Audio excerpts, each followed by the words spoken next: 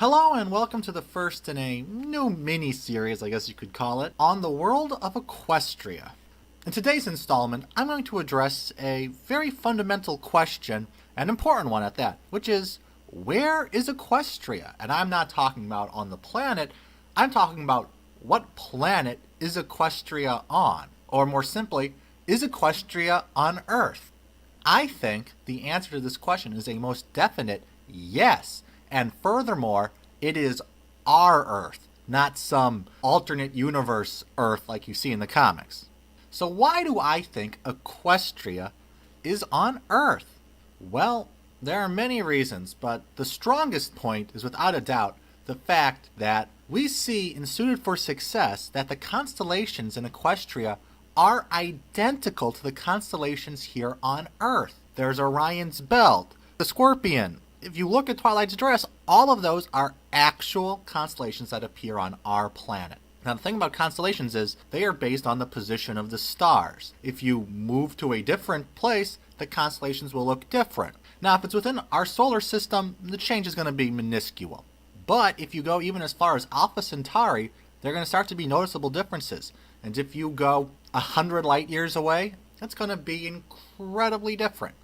So, the fact that the constellations are identical would seem to indicate that they are either on Earth or really, really, really, really close to Earth. And then you have the fact that the plant life and animal life on the planet seems identical to that on our planet. The only difference being their planet has colorful talking equine. Ours has intelligent apes. Everything else, though, is the same. Same fauna, same animals. We haven't seen, aside from the ponies and the villains, any truly new species that we don't have here on Earth. And then, of course, you have the fact that Equestria has one moon, and it's a big one at that. Many planets have multiple moons. I mean, technically, Earth has multiple moons. We just have one that's big enough to see. That's not true on a lot of planets. So the fact that you've got one moon, and it's a big one at that, in fact, one that can perfectly eclipse the sun, which is fairly rare. And then, of course, there's the issue of gravity. Now, I'm not a physicist. I've taken a couple physics classes, but I haven't done any of the calculations or such. So if someone wants to correct me on this, I'm all ears. But it would appear that the gravity on Equestria is approximately that of Earth. When something falls, unless it's doing its cartoony spin in midair fall, the falls seem to happen at about the same rate they happen here on Earth. It just looks right. Now, not many planets have the exact gravity of Earth, or a gravity incredibly close to that of Earth. So when you combine this with the fact that the animal life is the same, they have one moon, that they have the same constellations, they would have to be on a planet just like Earth, incredibly close to Earth, that had the exact same evolution with one difference. That does not seem likely to be a coincidence. That just seems ridiculous that you'd have a planet so close to Earth that was identical in every way but wasn't Earth. It makes more sense to say it is Earth. But why do I say it is our Earth? Well, there are a couple reasons for that. First, if you look at some of the stuff, like the names of the cities, yes, they're puns, but they are all based of existing cities in North America, which parenthetically is the one with the constellations Twilight was saying. This leads me to any rate believe Equestria is in the region of North America. And of course, some people have pointed out that the trees in Ponyville seem to be reminiscent of trees in Canada.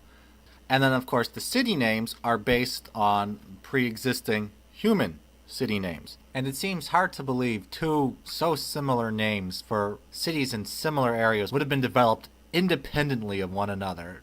However, there are a couple more important points, I think, that tie in. The first of which is, we see Cerberus and Twilight talks about taking him to the gates of Tartarus. That's Greek mythology. Why would an alternate Earth without humans have Greek mythology? But now, the fact that it's actually real, you might say, well, you don't need the Greeks because it's real. Okay, I'll accept that. But there's another point, which is the cast speaks English. Once again, tying in the North America thing. One might say this is because that's just so we can understand it. They don't want to create a new language, etc., etc. And there have been some indications that there might be a different written language that we can't understand. That's possibly true, but I'd say this is suggested to not be the case by the fact that in the cutie pox, Apple Bloom gets a fleur-de-lis cutie mark and starts speaking French. Why is she speaking French if French is a construct of humanity? And the fleur-de-lis as a symbol of France is incredibly tied in with that of humanity. To have those two things in combination suggests there have been French.